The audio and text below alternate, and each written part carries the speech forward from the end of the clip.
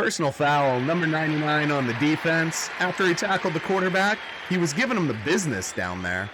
Hey everybody, welcome back to Hot Garbage. Still sitting here with my buddy Adam. Get the down chown. What's up, Brian? Thanks for having me back on the Hot Garbage Sports channel. So my friend and me here, we have done the dirty before. And no, not that dirty. The dirty is trades. Fantasy football trades. We have made trades all over this town. We have made all kinds of trades. We've made small trades. We've made blockbuster trades. We've made three-way trades. You name a type of trade, we've done it. And Ryan Dinashak is probably one of my favorite trade partners in fantasy because we just let it fly. We don't worry about it too much. We just let it fly.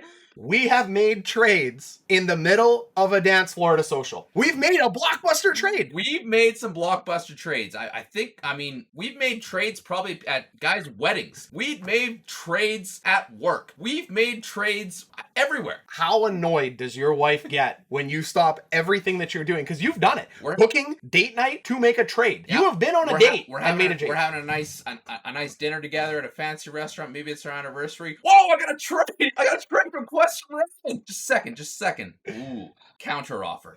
Okay, what were you saying?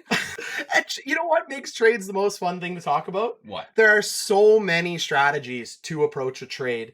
Oh, yeah. You know what the one key strategy to trades are? What's that? Number one. Number one is in our list. Is? You gotta like the guy you're dealing with. Oh, yeah. I mean, if you're trying to do a deal and you know that the guy you're doing a deal with is constantly overvaluing his players, you're like, I don't want to make a deal with this guy. Like, he's going to give me something that I'm not even going to look at. Like, he's going to try to propose me like Sam Darnold for Patrick Mahomes or something. But like, it's ridiculous. And then the other kind of trade guy that's kind of a pain to deal with is the grinder. Oh, the grinder. Yeah. The guy who has to get every little inch out of every little deal. I'm telling you right now, the grinder, I almost don't want to deal with him. And I'm going to add one more to that, Adam. Okay. One more to that. Yeah. The guy you just don't like. As a person, if you just don't like this person in your league, you just don't want to do a deal with them because you're just trying to, well, what's the term? Trade rape them? You can't make a deal. A trade non-consensual is what they call them now. Whoa. Yeah. A non-consensual trade is what you're trying to make. Yeah.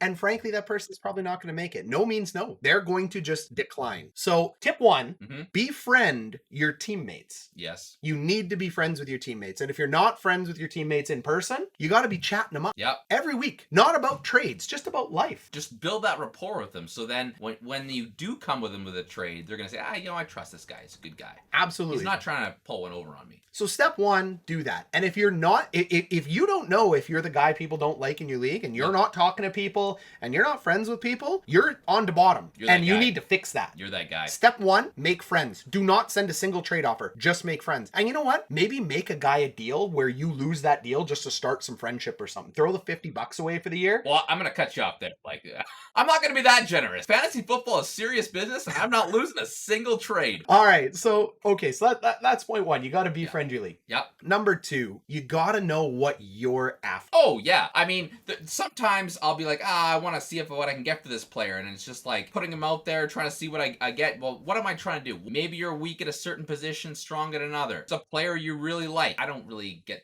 too zeroed in on players. Guys out there that are homers. And maybe they're Seattle Seahawks fan. And they got to have Russell Wilson. But that's good to know. So knowing your teammates is important because if you have Russell Wilson and, you're on him, you're going to go to the guy that's a Seattle Seahawks fan and try to get the best deal out of him because he's going to give you the world. Well, Adam, you just picked number 3 and 4 off our list already. He's answering every interview question before the recruiter can even ask it. There we go. So 10 out of 10 would recommend. Number 3 on our list is absolutely assess the market. Throw some feelers out there. See how people are feeling. Use the trade block, though. If your league has a trade block, use it. Or use the league chat or wherever you chat to just say, hey, I'm thinking of putting this person up. Be very uncommittal about it and see what comes your way. I think the big key to assessing the market is knowing when it's a good time to buy or sell a player. So that's really important. And number 4, know who is a homer and who loves who. Yeah. Just like you said, if you got a diehard fan of a team, trade to that person if they're betting with their heart. Now, what I think makes me and Adam very different in fantasy, and it breeds different levels of success. I mean, I'm a champ.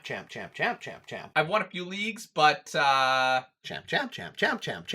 probably not as many as Mr. Didashak over here. So, I've been very unlucky, let's put it that way. but what Adam does is Adam is an analytical, stats-based football drafter, meaning he only picks for value. Very few times is he picking with his heart. He's not attached to any player. Would you say that's right? I'd say that's pretty accurate. Like I definitely play fantasy football by the numbers. Yep. I will figure out who's going to score how many points when and break that into a value. Ditto, on the other hand, he will do his research. He'll be looking at the latest articles. This rookie is going to be the next coming, and he will go all in on that guy. He will reach for that guy. He will do everything he can to trade for that guy. Yep. But that's what it's all about. You know why? Because this brings us to point 5, Adam. Okay. When you're making trades, Yes. you gotta have guys you like. That's the other thing. When you're watching the games on Sunday, you want to be cheering for your fantasy team and for the players you like. So, I mean, fantasy is supposed to be fun, and what makes fantasy fun. Completely. So I will go out there and trade for guys that, 1, I like to watch, 2, I think are going to pop off, and 3, that I'm just picking with my heart. And frankly, because I'm such a football savant, it ends up working out. Right now, I'm really high on AJ Brown, have been for 2 years. Yep. That big 6'1" tall piece of man chocolate. Love seeing that 70% contested catch rate, and he just hugs it in and flexes it on in the end zone, and we're good to go. Straight, I swear. Okay, so those are our 5 top picks. 5 top pieces of advice Yep. for making trades.